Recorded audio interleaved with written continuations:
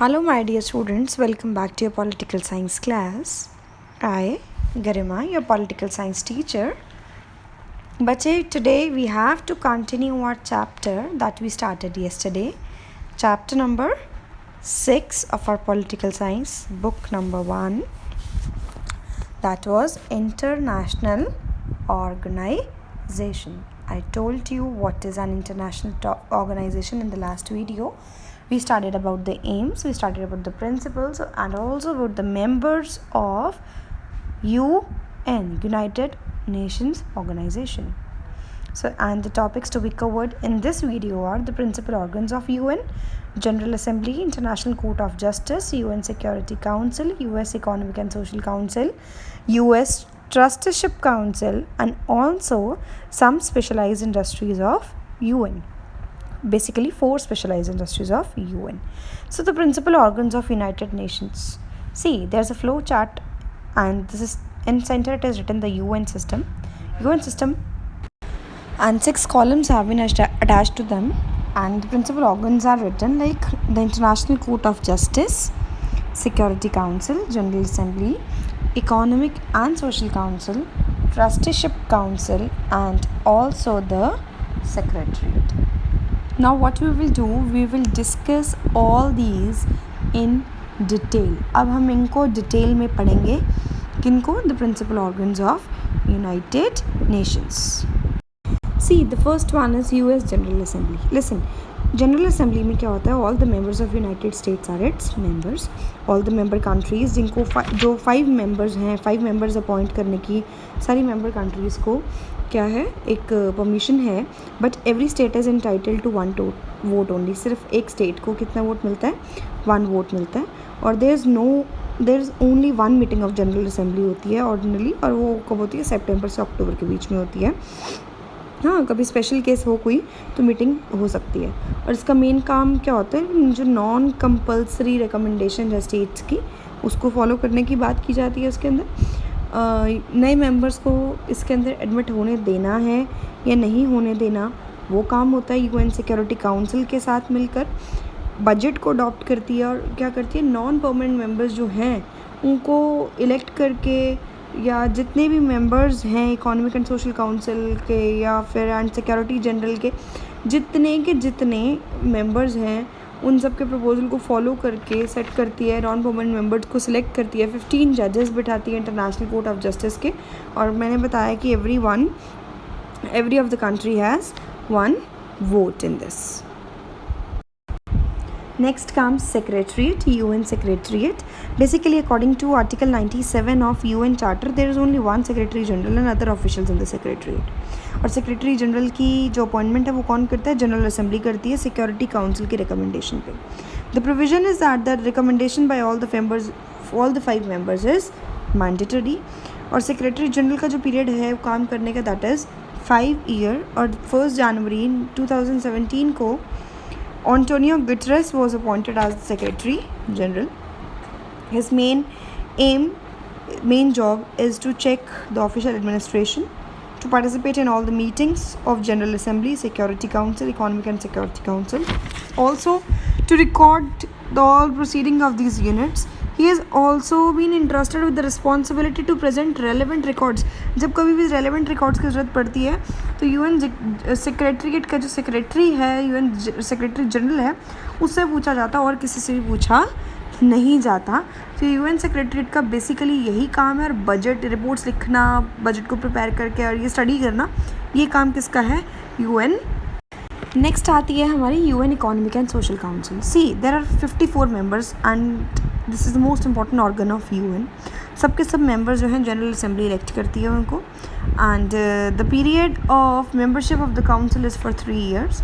1/3 of its members are elected every year. A state जिसने पूरा complete कर लिया होगा पीरियड 3 years का, वो दोबारा इलेक्ट हो सकती है. जो मेन टास्क है काउंसिल का, that is to discuss the economic, social and cultural, educational and health matters, कि किस तरह से इंटरनेशनल कॉन्फ्रेंसेस करनी है, इंटरनेशनल लेवल पे इन चीज़ों को डिस्कस करना.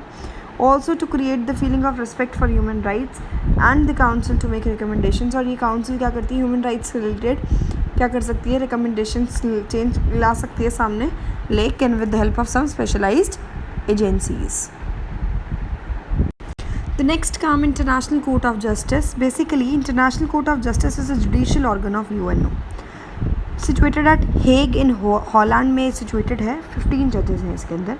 और ये जजेस कौन इलेक्ट करता है? General assembly and security council. जो इनका पीरियड ऑफ वर्किंग है वो है जजेस का 9 ईयर की टर्म्स रहती है. All the member states of UN can appeal to the court. अपने मैटर्स के लिए कोर्ट में अपील कर सकते हैं.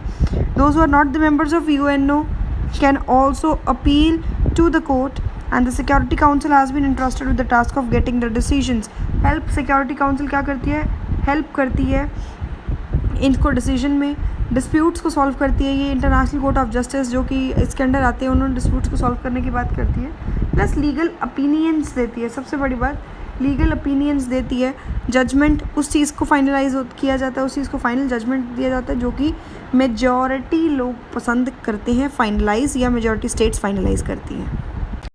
फिर है बच्चे हमारे UN trusteeship council. UN trusteeship council का काम क्या है? To look after the economic and social development of mandated और trust territories under the supervision of UNO. ये सब उनका काम है. किसका? ट्रस्टीशिप काउंसिल का. As an important organ of UN, it is a duty of trusteeship council to make these areas and states capable of self governance. एक तो कोई प्रॉब्लम नहीं आनी चाहिए इनको, सेल्फ गवर्नेंस होनी चाहिए, कॉलोनियल पोजेशंस, कोई पोजेशन नहीं हो किसी का, कोई प्रॉब्लम ना आए. ये काम है बेसिकली ट्रस्टीशिप काउंसिल का. और एट प्रेजेंट इसका कोई काम ज़्यादा नहीं है because now virtually there has been no particular function of this council as almost all the states have been capable of growing themselves. And last but not the least organ of UN, that is UN Security Council. UN Security Council is the most important organ of UNO. It also may be called executive. Executive भी बोलते हैं इसको. It has 5 permanent members. वही permanent members USA, Britain, France, Russia and China, और 10 temporary members. जो 10 members हैं वो 2 साल के लिए इलेक्ट होते हैं जनरल असेंबली में. और टोटल मेंबरशिप कितनी होगी? 15 की. मेंबर स्टेट जिसने क्या किया है 2 साल का वो कंप्लीट कर लिया है वो इमीडिएटली इलेक्ट हो सकता है. लेटर और it can be elected.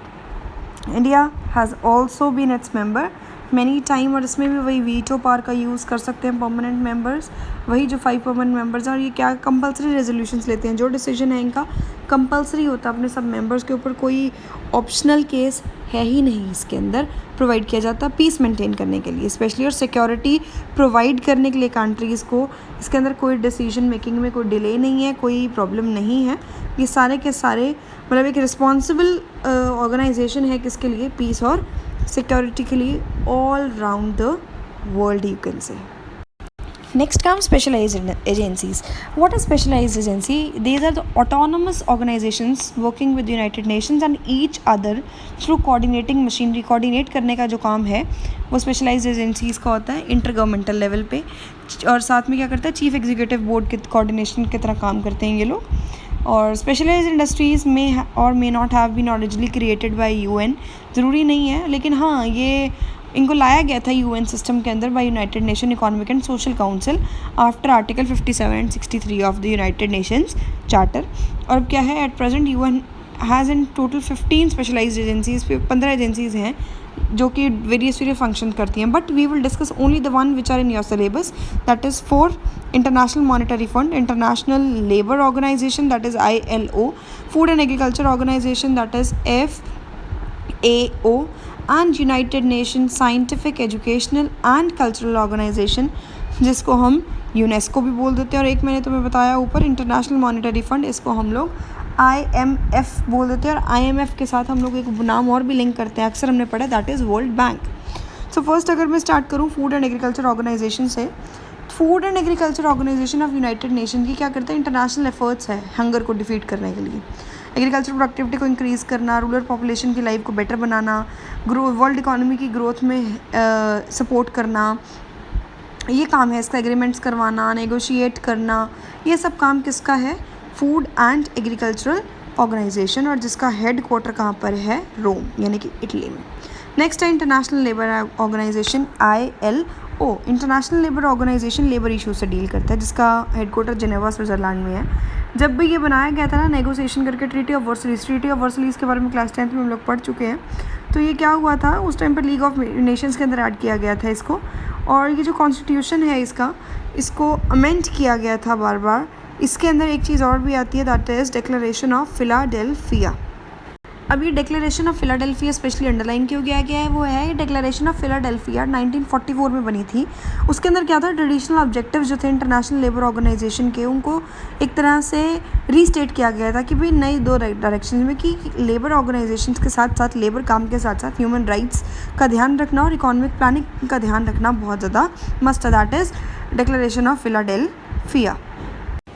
Next आता है IMF, इंटरनेशनल मॉनेटरी फंड। ये यूनाइटेड नेशन सिस्टम का पार्ट है और एक फॉर्मल एग्रीमेंट है, रिलेशनशिप एग्रीमेंट है इसका UN के साथ, लेकिन फिर भी इंडिपेंडेंट रहता है। ये क्या करता है, मॉनेटरी कॉपरेशन देता है, फाइनेंशियल स्टेबिलिटी प्रोवाइड करता है, पैसे वाइज जितनी भी एडवाइस चाहिए उसका काम करता है फाइनेंशियल इश्यूज़ के मामले में, और उसका हेडक्वार्टर है वाशिंगटन DC के अंदर। IMF के अंदर 189 मेंबर्स हैं और सबको फिर भी इक्वल से नहीं दिया जाता, सबको इक्वल राइट नहीं दिया जाता, सिर्फ टॉप 10 कंट्रीज़ को ही 55% वोट्स मिलते हैं। मतलब ये देख लो, G8 मेंबर्स इसके अंदर आते हैं, जैसे कि US, Japan, Germany, France, UK, Italy, Canada, Russia, ये सब भी आते हैं, और साथ में सऊदी अरेबिया और चाइना भी इसके अंदर आते हैं। और US के अपने पास सिर्फ 17.4% जो है वोटिंग राइट्स हैं। बेटे हम ना अक्सर IMF को वर्ल्ड बैंक के साथ कंफ्यूज हो जाते हैं। तो वर्ल्ड बैंक में एक बात बता दूं आप लोगों को कि वर्ल्ड बैंक तो 1945 के बाद बना ज़रूर था, सेकेंड वर्ल्ड वॉर के बाद, लेकिन वो सिर्फ और सिर्फ डेवलपिंग कंट्रीज़ के साथ लिंक्ड है। वो एजुकेशन, हेल्थ, एग्रीकल्चर या रूरल डेवलपमेंट, जिस भी तरह की डेवलपमेंट की ज़रूरत होती है ना, वो उसके लिए लोन्स प्रोवाइड करने का काम किसका है, वर्ल्ड बैंक का। वर्ल्ड बैंक और कोई रोल प्ले नहीं करता इस सब में। और आप लोगों के पास अगला जो स्पेशलाइज एजेंसी है वो ये है UNESCO. UNESCO is united nations educational, scientific and cultural organisation. एक स्पेशलाइज्ड इंडस्ट्री है, एजेंसी है सॉरी, ये 1946 में बनी थी, जिसका हेडक्वार्टर पेरिस, फ्रांस में है। इसका पर्पज़ ये है कि पीस और सिक्योरिटी को किस तरह से इंटरनेशनल कोलैबोरेशन करना है। पीस एंड सिक्योरिटी का किसके साथ, एजुकेशन, साइंस और कल्चर के साथ। मतलब पीस भी अटेंड करनी है, सिक्योरिटी भी रहनी चाहिए, और एजुकेशन, कल्चर और साइंस को साथ में जोड़ना है। ऑल्सो रूल ऑफ लॉ को फॉलो भी करना है, ह्यूमन राइट्स को भी फॉलो करना, और यूनिवर्सल रिस्पेक्ट भी रखनी है जस्टिस के लिए। वो काम किसका है, यूनेस्को का है। सो बच्चे, हमारी एजेंसीज़ भी फिनिश और हमारा आज का टॉपिक भी फिनिश। नेक्स्ट वीडियोज़ में हम चैप्टर कंटिन्यू करेंगे। Till then thank you, stay at home, stay safe.